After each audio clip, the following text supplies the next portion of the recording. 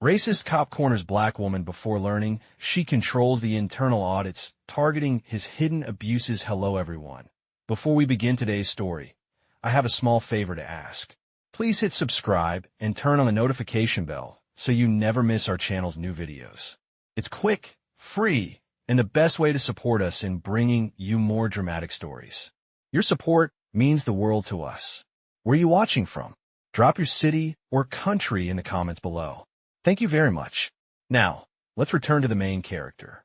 Monica Ellis stood near the end of the second-floor corridor, the kind of place most people pass through without noticing, a stretch of polished tile under fluorescent lights that hummed softly overhead, the walls lined with framed commendations and outdated community slogans. She held a slim folder against her side, her posture calm, her expression unreadable, as if the building itself had taught her patience over time.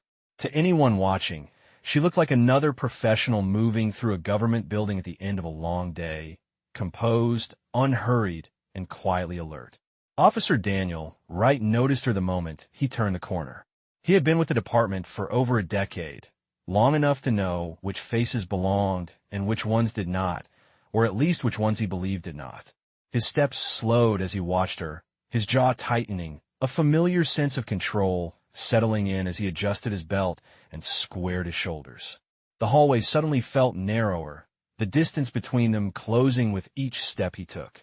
He stopped a few feet from her, close enough to invade her space without ever laying a hand on her, his voice low but edged with authority as he questioned why she was there and who she thought she was waiting for. Monica met his gaze without flinching. She did not raise her voice or rush to explain herself, and that silence only seemed to irritate him more. Around them, the building carried on with its quiet routine, doors opening and closing in the distance, phones ringing faintly from offices down the hall, the subtle signs of a system that believed it was orderly and secure. Daniel leaned slightly toward her, convinced that pressure alone could force compliance, that the badge on his chest was enough to tilt any conversation in his favor. He had used that confidence for years, relying on the assumption that no one would ever question his version of events, especially not someone he had already decided was insignificant. What he did not know was that Monica had memorized these spaces long before that moment. The layout of departments, the rhythms of the building, the way people behaved when they thought no one important was watching. She had seen the patterns others ignored, the paperwork that never quite added up, the complaints quietly redirected, the reports that seemed to vanish just before they mattered. Her calm was not hesitation, it was discipline. As Daniel continued speaking, his tone sharpening, Monica listened with the same steady focus she brought to every professional encounter. She noticed the way his confidence leaned on habit rather than fact, how his certainty depended on the belief that systems protected their own without question. In that hallway, under the steady lights and the watching walls, two very different understandings of power stood facing each other. One was loud, practiced, and convinced of its permanence. The other was quiet, methodical, and rooted in accountability. Monica shifted the folder slightly in her hand, not as a threat, not as a signal, but as a reminder to herself of why she was there. This was not a confrontation she needed to win with words or force. Time, structure, and truth were already moving, even if Daniel Wright could not yet see it. He thought he was controlling the moment, unaware that every choice he made was already part of a much larger record, one that did not rely on intimidation to speak for itself. The corridor did not belong to either of them, yet it carried the weight of decisions made far beyond its narrow width. Monica Ellis remained where she was as Officer Daniel Wright spoke, his questions circling without ever landing on anything concrete. The air between them felt tight, not because of raised voices or overt threats, but because of the quiet certainty with which he assumed control. He had learned over the years that authority did not need to shout to be effective. Often, it only needed to stand close enough to remind others who carried the badge. Monica's eyes moved briefly past him, down the hallway where a glass office door reflected their silhouettes, then back to his face. Her expression did not change. Inside the building, time moved at its usual pace. Somewhere on the first floor, a printer hummed as it finished a report. An elevator chimed softly as its doors opened and closed. The normalcy of it all contrasted sharply with the tension Daniel believed he was creating. He asked for her identification, his tone framed as procedure, his confidence rooted in the expectation that she would comply without hesitation. Monica adjusted her grip on the folder, not in defiance, but with the calm precision of someone used to being observed. She responded evenly, her words measured, offering only what was required and nothing more. That restraint unsettled him. People usually filled silence with explanations, apologies, or fear. She did none of those. Daniel glanced around, noting the absence of witnesses, the quiet stretch of hallway that made the moment feel private and contained. It reinforced his belief that whatever happened next would remain his version of events. He had relied on that belief before, trusting that systems were built to absorb small abuses without consequence. He did not notice the small security camera mounted near the ceiling, its lens angled toward the corridor, quietly recording everything without judgment or interruption. Monica noticed it immediately. She had cataloged every camera, every access point, every administrative boundary in the building during her first week. Not out of suspicion, but out of habit. Habits kept her grounded. As Daniel continued, his words carried an edge of impatience now, frustration creeping in as his usual methods failed to produce the reaction he expected. Monica listened, not as a target, but as an observer. She recognized the cadence of his speech, the subtle shifts in tone that revealed when confidence began to strain under its own weight. This was not the first time she had encountered someone like him. It was, however, one of the clearest examples of why her work existed in the first place.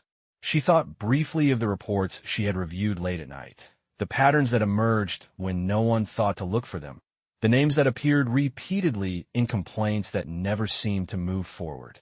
Each file had told part of a story. Together, they formed a structure that explained far more than any single incident ever could.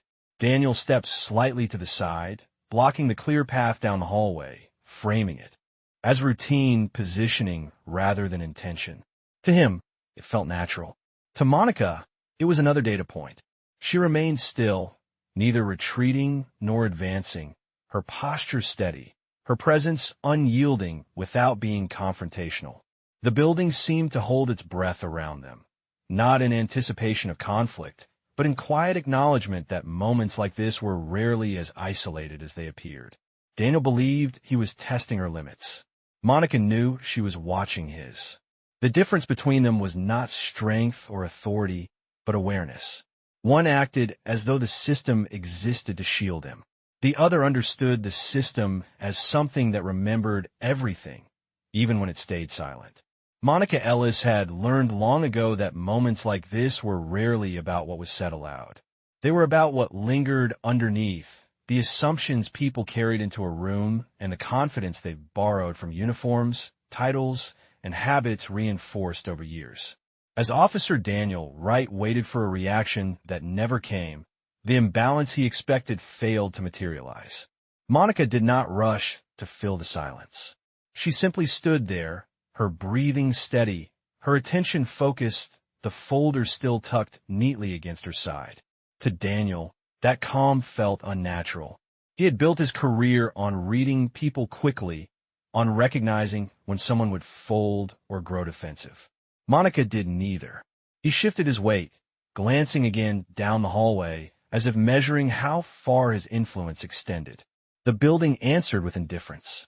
It had seen thousands of interactions like this one, and would remember this too, whether he acknowledged it or not. Monica's thoughts moved inward, not toward fear or anger, but toward process.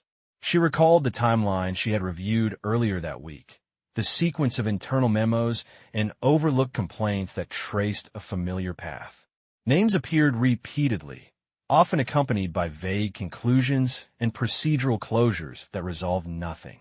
Daniel Wright's name was there more than once, always hovering just beneath the threshold that would have triggered formal consequences.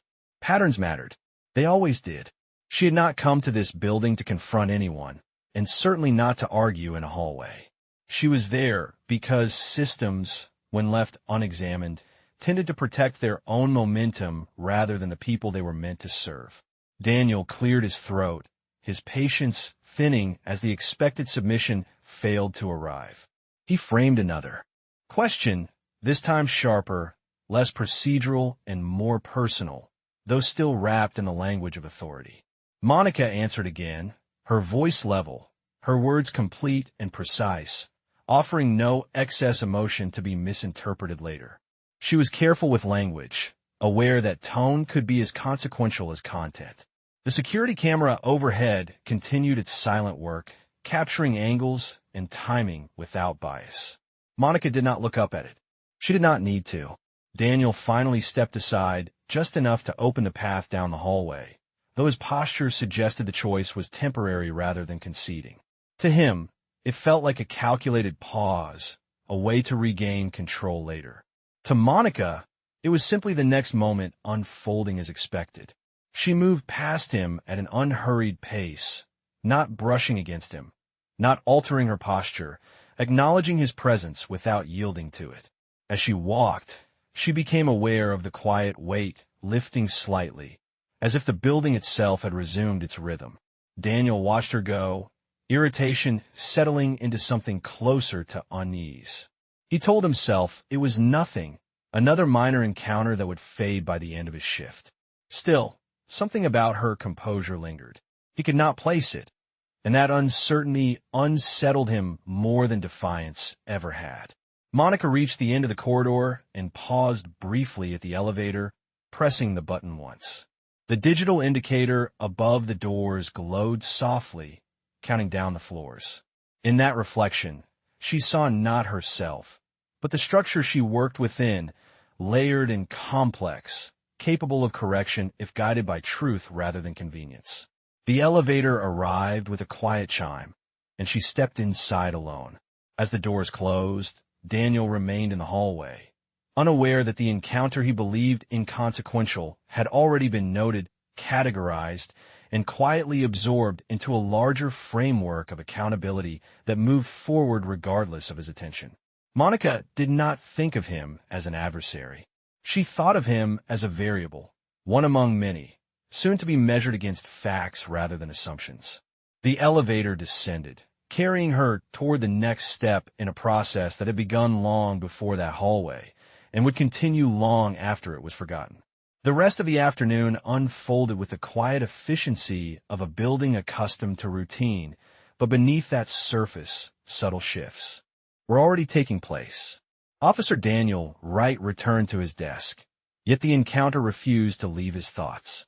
He told himself it was nothing more than an unfamiliar face and an unusual response, but the certainty he relied on felt thinner than before.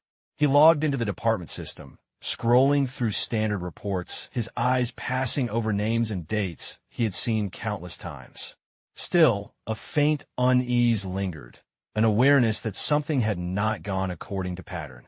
Downstairs, Monica Ellis stepped out of the elevator and moved through the administrative wing, where offices were quieter and conversations more deliberate. Here, authority did not announce itself loudly. It operated through documents, timelines, and carefully structured oversight. Monica greeted a receptionist by name, her tone professional and familiar, then continued down a hallway lined with frosted glass doors. Each step reinforced her sense of purpose. She was not reacting to what had happened earlier. She was continuing work that had been underway for months. In a conference room, tucked away from the main traffic, Monica set her folder on the table and opened it with practiced calm. Inside were summaries, references, and cross-index notes, all prepared to withstand scrutiny. She reviewed them methodically, her attention drawn to small inconsistencies others might overlook. Meanwhile, Daniel's shift moved toward its end. He exchanged routine remarks with coworkers, laughed at a passing comment, and reassured himself that the day would close without incident. Yet he found himself glancing at the hallway where he had stood earlier, replaying the silence he had not been able to fill. He dismissed the thought and focused on closing tasks, unaware that his name had already surfaced in another context entirely. Monica joined a scheduled meeting shortly before the close of business, entering the room as others settled into their seats. There were no raised voices, no dramatic gestures, only measured discussion and careful review. When her turn came to speak, she did so clearly and without embellishment, referencing data and procedure rather than personal observation. Her words carried weight not because of tone, but because of preparation. Across the building, Daniel received a notification on his screen, a standard alert indicating a pending review request tied to departmental compliance. It was not unusual on its own, and he barely paused as he acknowledged it. Still, the timing felt strange, arriving so close to the hallway encounter. He shrugged it off, telling himself that reviews were routine and rarely led anywhere significant. Monica concluded her meeting and gathered her materials, her expression unchanged. To her, progress did not require immediate results. It required consistency. She left the room knowing that processes had been activated, not as punishment, but as correction. As evening settled in and the building began to empty, Daniel clocked out and headed for the exit, convinced the day was finally behind him. He did not notice the way systems continued running long after lights dimmed, or how records quietly aligned when given space to do so. Monica stepped outside moments later, the air cooler now, the city moving at a different pace. She walked toward her car without looking back, aware that accountability rarely announced itself at the moment it began. For some, realization came later, when assumptions met documentation and confidence met clarity.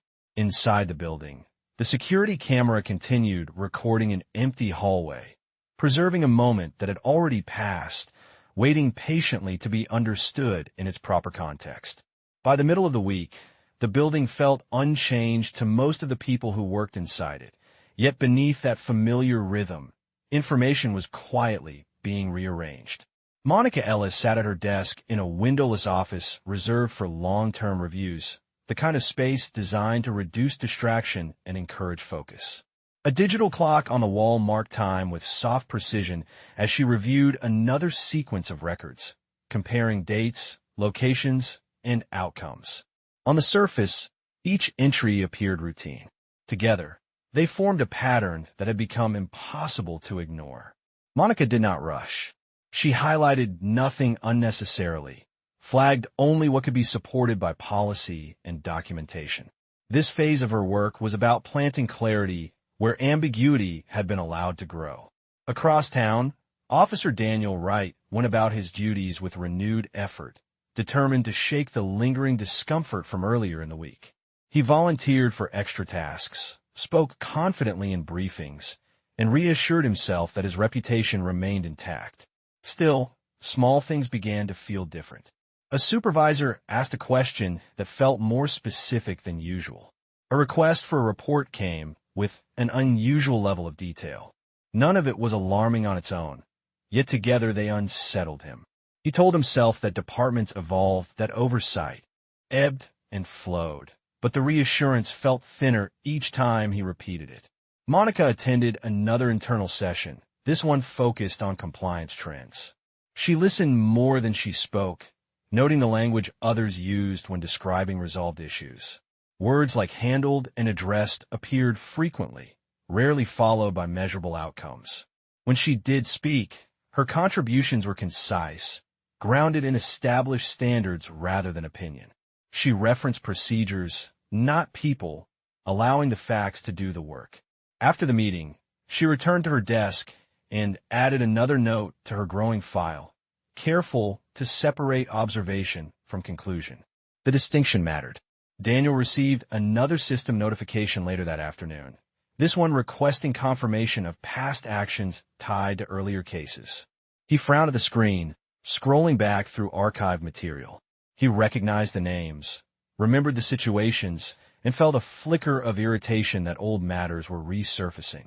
He complied, responding with confidence, certain that prior approvals insulated him. What he did not consider was how those approvals had been granted or how closely they aligned with policy when viewed together rather than in isolation. Monica reviewed the responses as they arrived, not immediately, but after allowing them to settle into the larger context she had built. She noticed consistency in tone, the same phrasing repeated across years, the same assumptions carried forward without challenge. This was not about intent. It was about impact and accountability. She added timestamps, cross-references, and internal citations, assembling a framework that could stand on its own. Late one evening, long after most offices had emptied, Monica remained at her desk, the quiet broken only by the hum of the ventilation system. She paused, not out of fatigue, but reflection. The work demanded patience, the kind that resisted the urge for immediate resolution. She saved her progress and shut down her computer, aware that momentum was now embedded in process rather than effort. Daniel left the station around the same time, the night air cool against his face as he walked to his car. He felt watched, not by people, but by the possibility that something unseen was shifting. He dismissed the thought and drove home, unaware that the system he trusted to forget had begun, methodically and without emotion, to remember. In offices across the building, servers continued to run, records aligned, and oversight took shape, not as confrontation, but as structure, waiting for the moment when clarity would no longer be optional. By Friday morning, the structure of the work had reached a point where momentum no longer depended on any single action. Monica Ellis arrived early, as she often did, the building quiet enough to hear her footsteps echo briefly before being absorbed by carpet and concrete. She settled into her office and opened the secured system that only a small number of people were authorized to access, the screen illuminating a dashboard designed not for speed, but for accuracy. This was where patterns became conclusions, where fragments aligned into something coherent and defensible. Monica reviewed the status indicators one by one, noting how multiple threads had converged without ever touching directly. Requests had been acknowledged, responses logged, timelines preserved. The system did not rush, and neither did she. This stage was about confirmation, not assumption. She cross-checked references against internal standards, ensuring that each step adhered to established oversight protocol. The role she held required restraint because credibility depended on process, not personality. Meanwhile, Officer Daniel Wright felt the pressure sharpen, though he could not yet explain why. His interactions felt more formal, his supervisors more deliberate in their language. A meeting invitation appeared on his calendar for the following week, labeled as routine, yet the participants listed suggested otherwise. He reread the notice twice, searching for reassurance in its neutral wording. He told himself that oversight was cyclical, that reviews came and went, but the certainty no longer settled the way it once had. He thought back to the woman in the hallway, her steady silence replaying in his mind more often than he liked. Monica continued her work without distraction, aware that her position was intentionally invisible to those outside the process. She did not introduce herself as an authority, nor did she need to. Her responsibility was not enforcement, but illumination. She prepared a preliminary synthesis, not a judgment, but a clear representation of activity over time. It showed how small decisions accumulated, how repeated discretion without accountability produced predictable outcomes. She reviewed it carefully, removing anything that could be misinterpreted, refining language until it reflected facts alone. This document would not accuse. It would simply present reality in sequence. Late that afternoon, Monica stepped into a secure briefing room to consult briefly with another reviewer, their exchange professional and focused. They spoke in terms of procedure and compliance, not individuals, yet the implications were understood by both. Monica left the room knowing that the next phase would involve broader visibility, not because she sought it, but because the system required it once certain thresholds were met. Daniel spent the same hours completing paperwork, his focus slipping as he noticed how often his name appeared in digital queries. Nothing explicit had happened, yet anticipation settled heavily. He reassured himself that he had always followed guidance, that any review would confirm what he already believed. Still, the absence of clarity unsettled him more than confrontation would have. He preferred challenges he could see. Monica logged out of the system at the end of the day and gathered her things, her expression unchanged. She did not feel triumph or anger, only a steady sense of alignment. The work was unfolding as designed, without spectacle, without shortcuts. As she walked through the parking structure toward her car, the city settling into evening around her, she reflected briefly on how rarely accountability announced itself in dramatic ways. More often, it arrived quietly, carried by documentation and patience. Inside the building, systems continued to process information, connecting data points that had once seemed unrelated. Somewhere within that structure, Officer Daniel Wright's confidence rested on assumptions that were no longer supported by isolation. Monica drove away, knowing that the reveal would come not through a hallway exchange or a raised voice, but through the simple, unavoidable clarity of the record itself.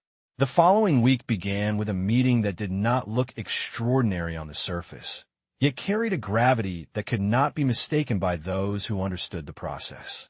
Officer Daniel Wright took his seat in a small conference room on the third floor, a neutral space reserved for administrative matters. The walls were plain, the table unmarked, the atmosphere intentionally understated. Across from him sat two supervisors and a compliance officer, their expressions professional and composed. Daniel straightened his posture, reminding himself that routine reviews were part of the job. Still, the quiet felt heavier than usual. Moments later, the door opened again, and Monica Ellis entered the room with measured steps, a slim portfolio in hand.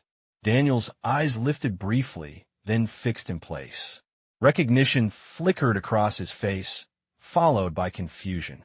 This was not a chance encounter in a hallway. This was structured, deliberate, and unmistakably formal. Monica took a seat at the far end of the table, placing her portfolio in front of her without ceremony. She acknowledged the room with a brief nod, her presence calm, assured, and entirely appropriate to the setting. One of the supervisors began the meeting, outlining the purpose in careful language, emphasizing procedure, transparency, and adherence to internal standards. As the discussion progressed, Daniel listened closely, his confidence wavering as familiar phrases took on new meaning. When Monica was invited to speak, she did so without hesitation, her voice steady and precise. She introduced herself by title and function, clearly and without emphasis, stating her role within the internal audit framework of the department. The words settled into the room slowly, reshaping the context of everything Daniel thought he understood. Monica did not look at him as she spoke. She addressed the process, referencing timelines, documentation, and policy alignment. She described how reviews were initiated, how data was evaluated, and how patterns were identified over extended periods. There was no accusation in her tone, no judgment implied, only explanation. Daniel felt the shift as it happened, the realization that the woman he had once dismissed now occupied a position he had never imagined. His earlier assumptions echoed uncomfortably in his mind, reframed by the clarity of her role. As Monica continued, she referenced findings already acknowledged within the system, responses logged by multiple parties, and standards applied consistently across cases. The room remained composed, focused not on emotion, but on accountability. Daniel understood, then, that this was not a confrontation he could deflect or dominate. It was a process already in motion, one that did not rely on his cooperation to continue. He sat back slightly, absorbing the weight of the moment, aware that the authority he had relied upon had limits he had never considered. When Monica concluded her summary, she closed her portfolio and rested her hands calmly on the table. The supervisors thanked her and outlined next steps, emphasizing fairness and transparency. Daniel nodded when prompted, his responses brief, his confidence replaced by careful restraint. The meeting adjourned without raised voices or dramatic gestures. As the participants stood, Monica gathered her materials and offered a courteous acknowledgement to the room before exiting. Daniel remained seated for a moment longer, staring at the empty chair she had occupied. The realization settled fully then, not as humiliation, but as clarity. The system he believed existed to protect him had instead revealed itself as something far more impartial.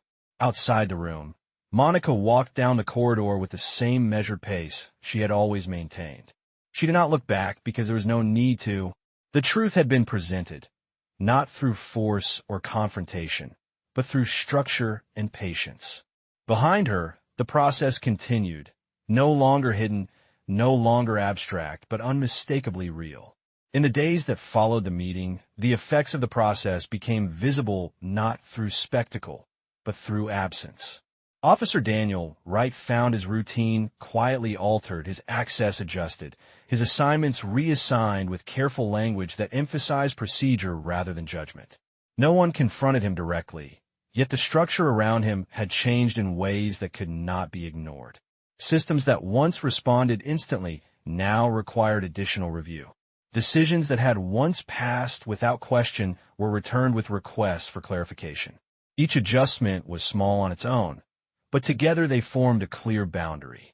Daniel noticed how colleagues spoke to him differently, not with hostility, but with a formality that created distance.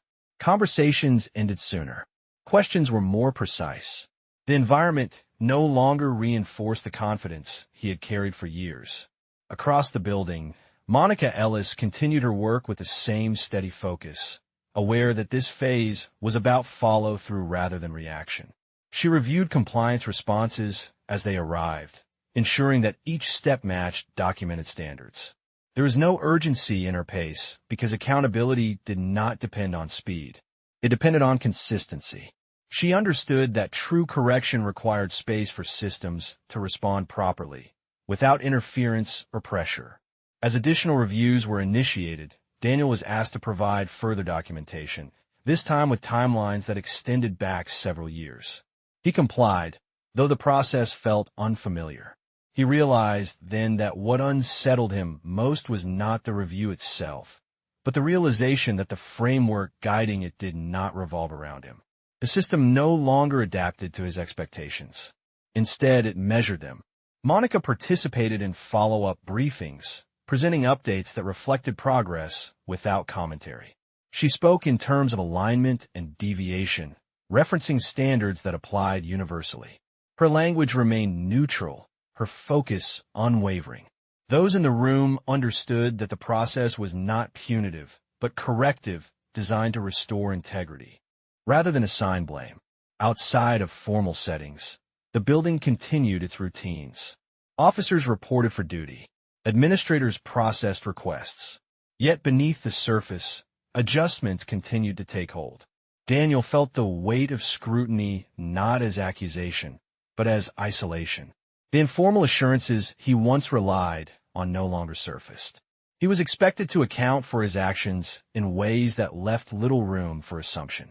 Monica observed these shifts indirectly, aware that lasting change rarely announced itself. It arrived through recalibration, through systems relearning how to function without exception. She closed one file and opened another, maintaining focus on the broader structure rather than any individual outcome. One evening, as Daniel prepared to leave, he paused at his desk, reviewing a notice that confirmed a temporary reassignment pending completion of the review. The language was clear, measured, and procedural. There was no anger in it, no condemnation. It carried finality. He leaned back slightly, absorbing the reality that the authority he had trusted had always been conditional, sustained by alignment rather than entitlement. Elsewhere in the building, Monica finished her day and logged out of the system, her work complete for now. She did not feel satisfaction or relief, only a quiet affirmation that process had prevailed. As she walked toward the exit, the building around her reflected the balance she worked to protect, a place where accountability operated without announcement. Daniel left later, the parking lot nearly empty, the air still. He understood then that consequences did not always arrive with noise. Sometimes they arrived as clarity, reshaping roles and expectations without raising a voice. Inside the structure he once believed unchangeable, the system continued to function as intended, not to punish, but to remember. The review concluded without ceremony, its outcome communicated through formal notices and updated records rather than announcements. Officer Daniel Wright learned of the final determination through the same system he had once trusted to move quietly past his actions. The language was clear, procedural, and complete, outlining findings, corrective measures, and expectations moving forward. It did not accuse or moralize. It documented. Daniel read it slowly, aware that the authority he once assumed was permanent had always been contingent on alignment with standards he had chosen to overlook. He closed the file and sat in silence, understanding that the system had not turned against him. It had simply turned on the lights. In the weeks that followed, routines adjusted and roles stabilized into their corrected forms. Daniel continued his duties within newly defined boundaries, aware that scrutiny was no longer theoretical. It existed as a structure, impartial and consistent. He found himself measuring words more carefully, decisions more deliberately, not out of fear, but recognition. The confidence he once wore easily had been replaced by restraint, a quieter understanding of accountability. Across the building, Monica Ellis moved on to the next phase of her work, her involvement in the review complete. She did not receive praise or attention, nor did she seek it. Her role was never meant to be visible. It was meant to be effective. She organized her files, archived completed reviews, and documented lessons learned so they could inform future oversight. The work continued, steady and unremarkable to those who did not know how much order it preserved. On a clear morning, Monica walked through the same corridor where the first encounter had occurred. The hallway looked unchanged, its polished floor reflecting overhead lights, its framed commendations still lining the walls. Yet the space felt different, not because of memory, but because of meaning. Systems had responded. Processes had held. The building, in its quiet way, had corrected itself. Daniel passed through the corridor later that day, his pace measured, his attention forward. He did not look for Monica, nor did he need to. The lesson had already taken root. Authority, he understood now, was not proven through proximity or pressure. It was sustained through accountability and trust. Outside, the city moved as it always did, unaware of the adjustments made within one of its institutions. People went to work, returned home, and relied on systems they rarely considered. That reliance was the point. Monica ended her day by logging out of the secured system and shutting down her computer. She paused for a moment, reflecting not on outcomes, but on alignment. Justice, as she understood it, was not dramatic. It did not arrive with applause or confrontation. It arrived through patience, documentation, and the willingness to let truth stand on its own. As she left the building, the evening air cool against her skin, she felt no need to look back. The work was complete because the system had done what it was designed to do when guided correctly. Daniel left later, the parking lot quiet, the lights casting long shadows across the pavement. He carried with him a clearer understanding of consequence, not as punishment, but as structure. Inside the building, servers continued to run, records remained accessible, and oversight remained vigilant. No voices were raised. No scenes were made. Yet something fundamental had shifted. When power was tested against truth, truth did not need force to prevail. It only needed time, clarity, and the courage to be documented.